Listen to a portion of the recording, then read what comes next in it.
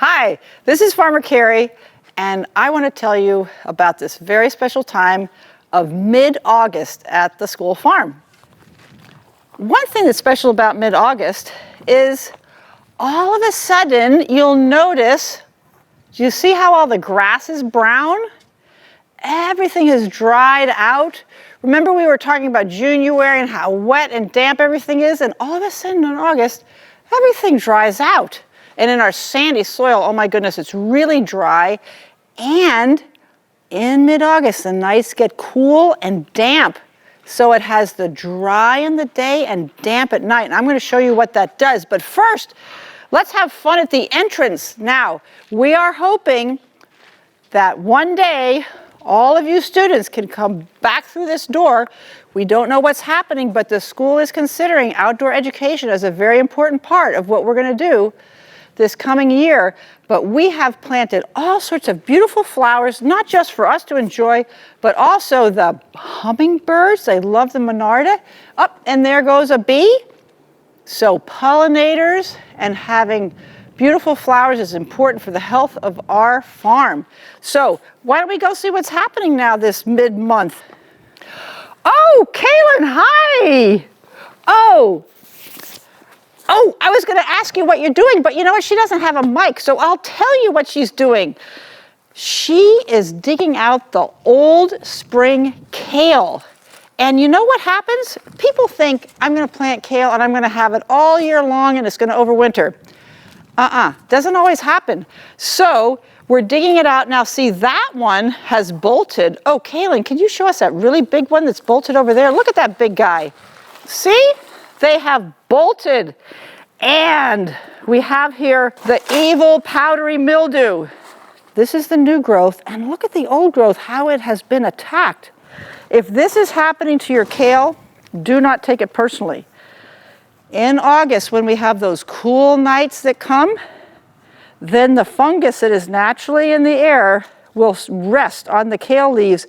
And because they're a little older, it attacks them. And then they look terrible, and we think, my kale is done. Now, sometimes you know what, it is. But other times, you can actually, like over here, we took all the powdery mildew off, and it looks like it's going to have a rebound. We might be able to save that kale and have it be overwintered.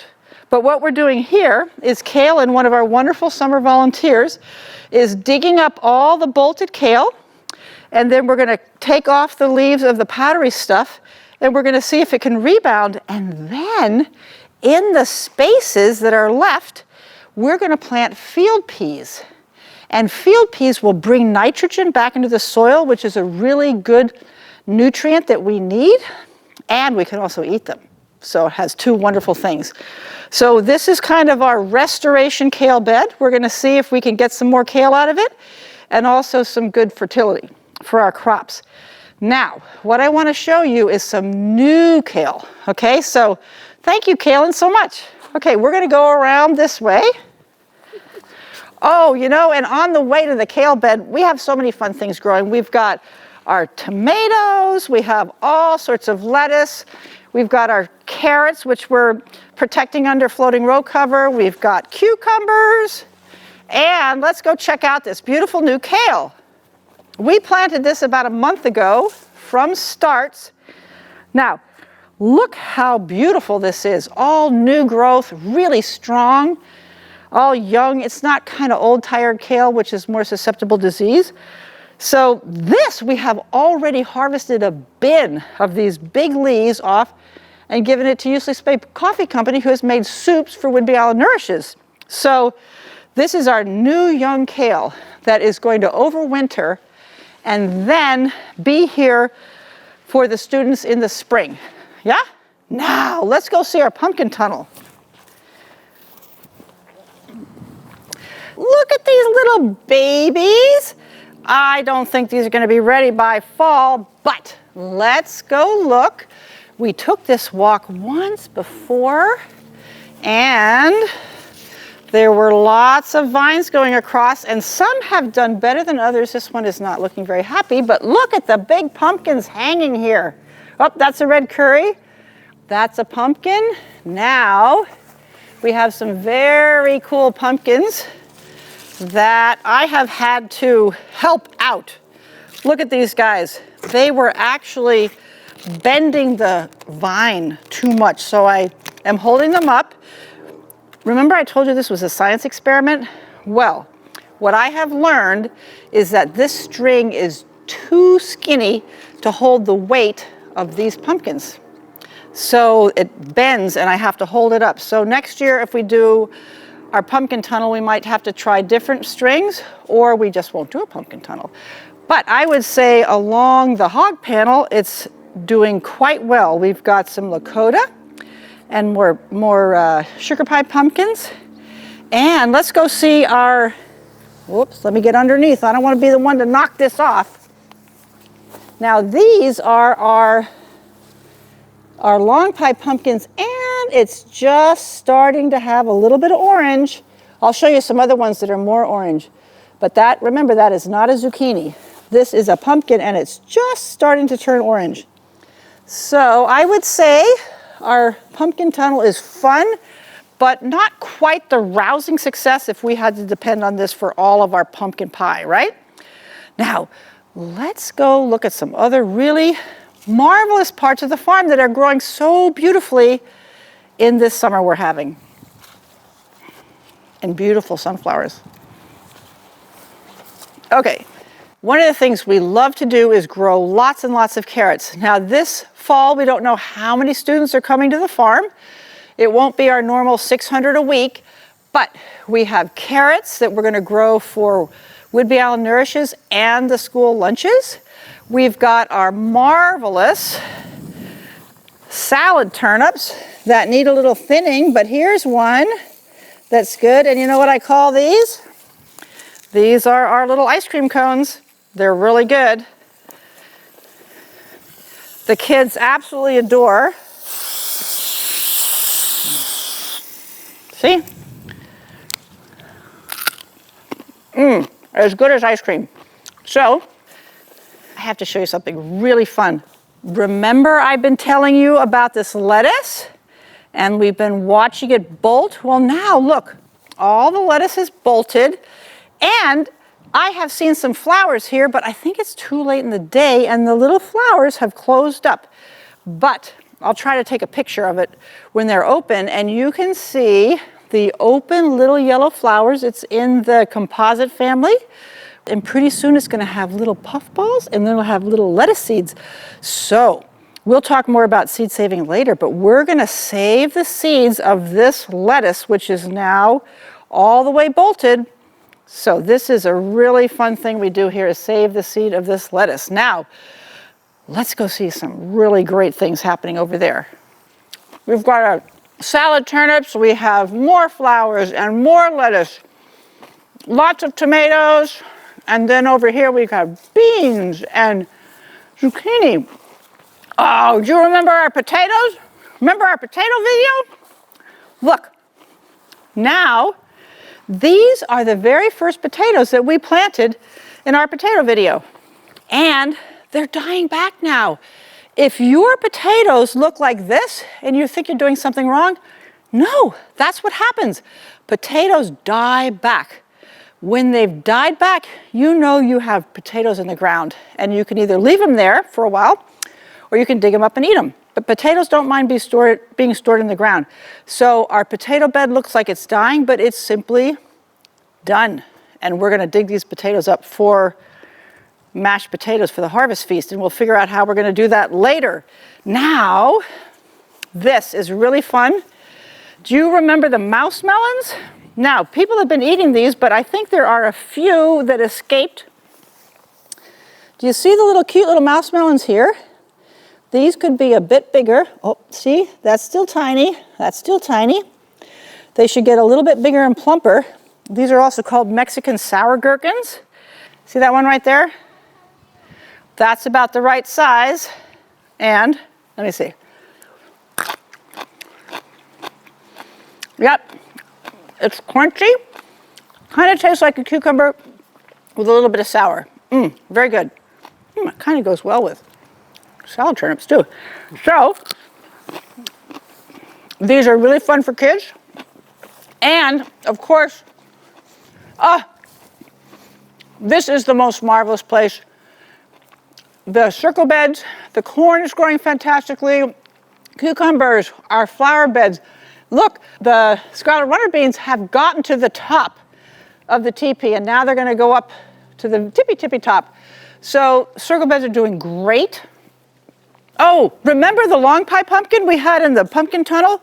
And I told you it was getting orange. See, that one's turning orange, but look at how orange that one is. These are really sweet pie pumpkins. They're really, really good. We grew them last year. And we counted about 38 pumpkins here. So I would say we have better production when we grew the pumpkins on the ground than we did in the pumpkin tunnel. So that was a good test, right? That's what you got to do in farming, is test things out. Sometimes they're fun, but you don't have production. So this is one of our many pumpkin trellises. What is this? No, this isn't a pumpkin. Same family, cucumber, remember, but this is our cucumber trellis. We've got a cucumber trellis here. We've got a cucumber teepee there. We have another cucumber trellis there, one up at the cafe garden. Lots of cucumbers because kids love cucumbers, and so does Win in the cafeteria. So our beautiful cucumber trellis, and now remember the bean tunnel? Well, let's go see what's happening here. All right, look, isn't this fantastic? The beans have grown up and they are gone to the top, and now they're going to go down the other side. And in just a few weeks, we are going to have beans dangling down. Now, one of the fun things about beans is you can really see their ages. So we have, and this is what the kids do, like they're all ages who come here. That is preschool, and that might be kindergarten, and that's second grade, and then we get up to third and fourth grade, and this one is going to middle school. But now we need to go see if we find anyone going to high school, because we can't eat them until they graduate, because otherwise they're not big enough. But you can see all the different ages of beans, and now they're growing so beautifully here. And pretty soon we're going to have lots of dangling beans on our bean tunnel. So I would say this is a success. We will definitely do this next year. Now, do you remember back in March when we dug this up, this edge of the hoop house? It was all grass, and we knocked all the soil off the grass and we planted our strawberries. Do you remember that? Well, now look, this is actually the second flush of these ever-bearing strawberries, and we have been eating them. Look at this, it's so much fun. Here's a good one. Pop. Now, let me taste it.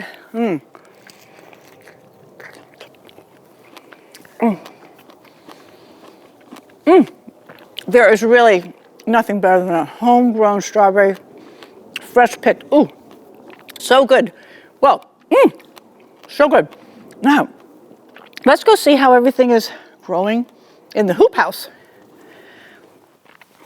Oh, isn't this fantastic? Look at our hoop house. We have peppers, we have cucumbers. Look how tall our tomatoes. Remember I told you these tomatoes would go almost to the top? Well, they are almost there. This was one of our very first videos where we showed how to plant it deep and then prune it, and they're doing so well. And we're using this trellising method with the string that I need to tie a little bit more up.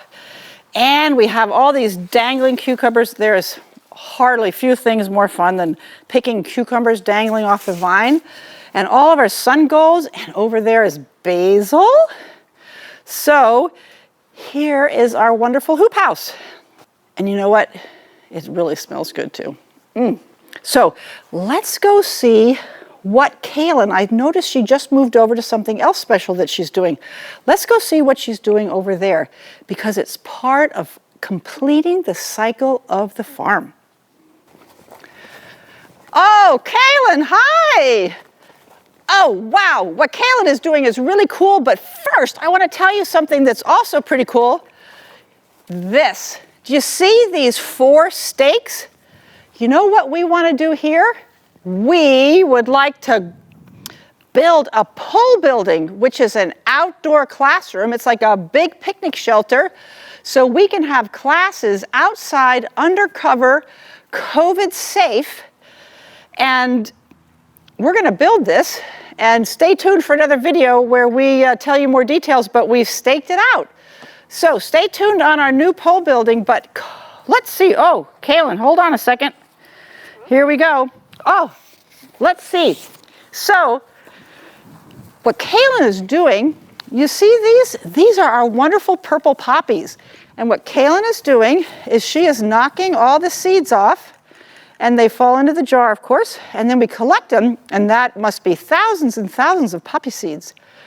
And that is what is completing the cycle of our farm, because without the seeds, we're not going to have a farm. So we try to save as many seeds as possible.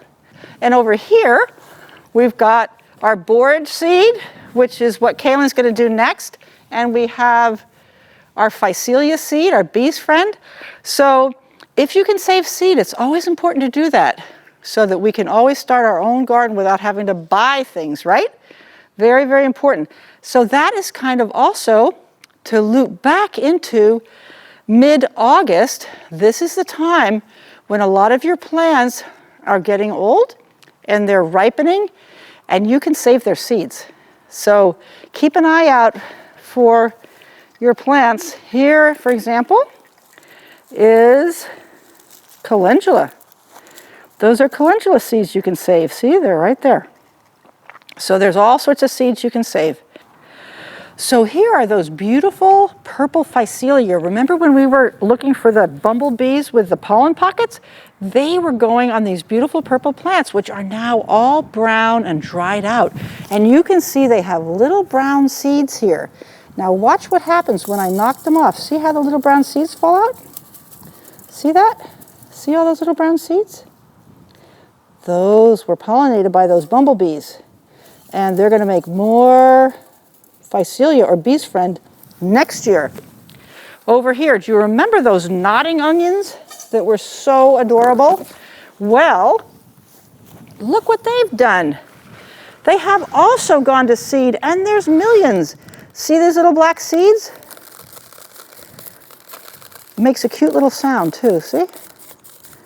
They are all falling off. And now we can grow these up and we can share this with everybody, and other people can have nodding onions in their garden. See? See? There's lots. Oh my goodness, that is so heavy with seeds. So you can see, getting to know your flowers, and when they're all ready for the seeds to fall off, and collecting them is a really good thing. Plus there's all sorts of cute little spiders that come with it. So there's lots more that we're doing, but let's put this on the ground so it doesn't blow away. And so here we are, back at the beginning of our tour at our beautiful flower border that's got all sorts of bees and pollinators and beneficial insects. And here, hoping that you all will be able to come and have some outdoor education here. The school district is considering that, and we'll see what happens. And in the meantime, we're keeping the farm going for you. We're growing food for the community, and we'll have lots more of these videos to keep in touch. Bye.